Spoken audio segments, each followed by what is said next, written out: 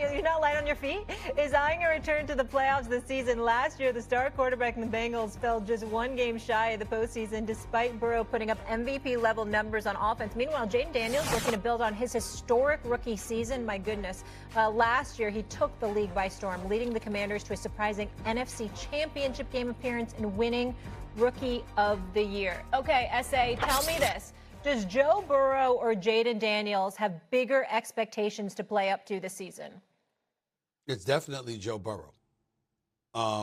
You went on national television and demanded that two elite wide receivers be taken care of to insulate you or to help you in Jamar Chase and T. Higgins. And we all know that Jamar Chase is arguably the best receiver in football. The brother's something spectacular, and T. Higgins is no joke either.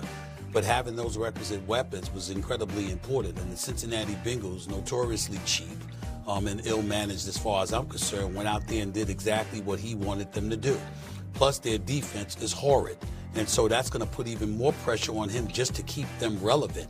You juxtapose that to Jayden Daniels. You're entering your second year in the league. You were absolutely spectacular in your first year in the league. We understand that. In a lot of people's eyes, you elevated the level of expectations because as good as you are, nobody expected you to be that great that soon, but you still need help. And when you've got McLaurin out there looking for a new contract and still some questions on the offensive side of the ball because you're devoid of real studs outside of him, then how much can you really expect from Jayden Daniels? You still expect him to be good, but you also understand you're a second-year player. There's a cushion that you have available for you where there's going to be some level of understanding for any struggles that may come about. In the case of Joe Burrow, nobody wants to hear that, especially our man CC, Chris Canty. Don't get to unsportsman like, good Lord have mercy. Don't let Joe Burrow go out there and struggle. And then America got to turn on their radio, on ESPN radio, and listen to this brother Canty get all on Joe Burrow, because I assure America right now, and for the city of Cincinnati, there is no critic worse than Chris Canty when Chris Canty locks in on Joe Burrow. There is no analyst. I don't give a damn. You can pick the beat writer for the Cincinnati Bengals. You can bring the radio host. You can bring the play-by-play guy. There is nobody that is watching Joe Burrow with a more critical eye than that brother right there, Chris Canty. If Joe Burrow passes gas, Chris Canty gonna know about it. That's how bad it is. You understand? So he better be ready. Yes, the answer to this question is Joe Burrow. Wow.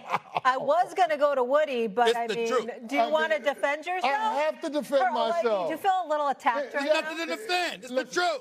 StephenA, in my defense, I just want to watch Joe Burrow have an opportunity to play meaningful football.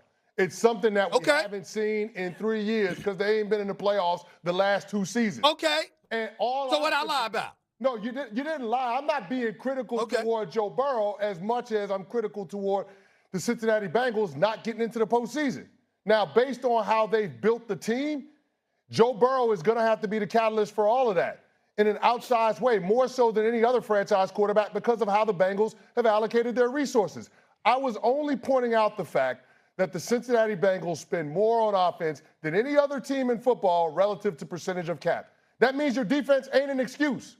And that's all I'm saying when it comes to Joe Burrow. But the answer to the question, Molly, is that the expectations have to be greater for Joe Burrow. Yeah. We've seen him get to the Super Bowl. We have proof of concept. We know he's that dude.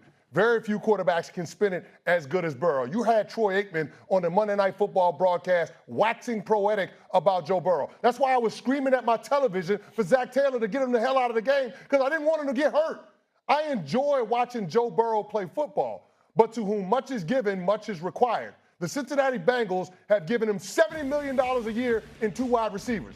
Damn it, you can't use defense as the excuse in terms of not getting to where you think you should go, which is the playoffs. Woody, did I not accurately assess CC right there? Did I not accurately assess him? Oh, yeah, because I've been hearing that from CC for I don't know how long now. Like, exactly. If there's one person at this network that's going to get in on Joe Burrow, it's going to be CC. There's no question about it. No doubt. But look, but you know what? I am so disappointed in both of y'all. Like, is Joe Burrow the reason that the Cincinnati Bengals didn't go to the postseason? Like, come on, guys. No. Like, Joe Burrow literally put up Joe Burrow, if he had any type of defense, Joe Burrow probably would have won MVP last year. There you go. We probably won MVP last year.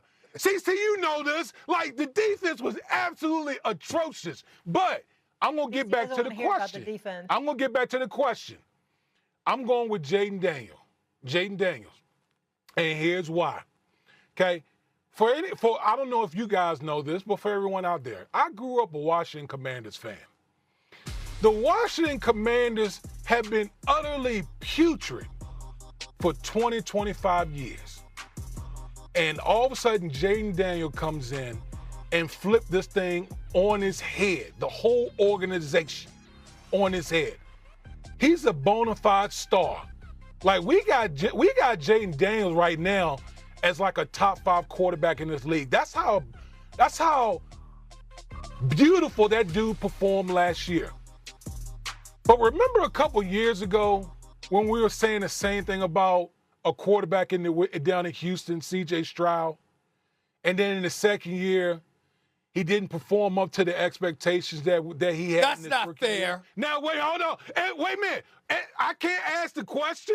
I'm not saying there wasn't circumstances that surrounded C.J. Stroud, but he didn't perform up to expectations. That's totally unfair. All I'm saying, it is fair. That's totally unfair. It is fair. It's not fair.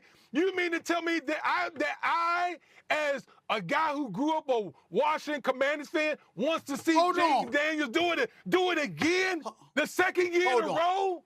Is that what's wrong with me asking that question? Can I answer your question? Can I ask you a question? Go ahead. It's very unfair, especially coming from you with your big ass self. Come on now, you know the importance of protection. You know, Nico Collins, Tank Dell, and Stephon Diggs all go down with injuries. All 3 of them went down with injuries and missed a combined 7 games. He had an offensive line that couldn't protect them either. I mean, come on, you can't do that to CJ like that. You know that. Come on now. Nobody was sacked more than him outside of Caleb Williams. So you making excuses? So you making excuses? No. So you making excuses?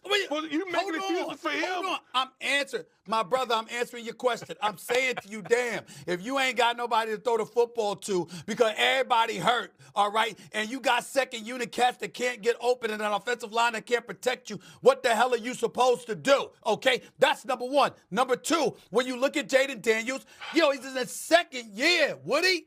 His second year, and you going to take away, and you're not going to have his number 1 weapon available to him, and you just going to gloss over that? You're going to ignore that? Don't be like that, man. That's being cruel. Now, that's being totally unfair. Totally. So you make the excuses, though. He didn't have, his offensive line was terrible. He was missing receivers. Well, hell, Joe Burrow didn't have a damn defense. Joe Burrow out there scoring 30, 35, 40 points in the game. What more can the man do out there to try to get his team to win? The question is bigger expectations. And what I'm saying is what can't happen because your defense is trash, combined with you insisting on and ultimately getting your receivers money, what can't happen is that you go out there and play less than what we saw last year. That's what can't happen with Joe Burrow. That's all I'm saying. I got high expectations for Jayden Daniels and the Commanders because I truly think they're a Super Bowl contending team. With that defense of the Cincinnati Bengals, do I think they're a contending team? Gentlemen, I love the passion. Not in the same vein as the Commanders. We all have a job to do, and this is mine coming up. Well, this season.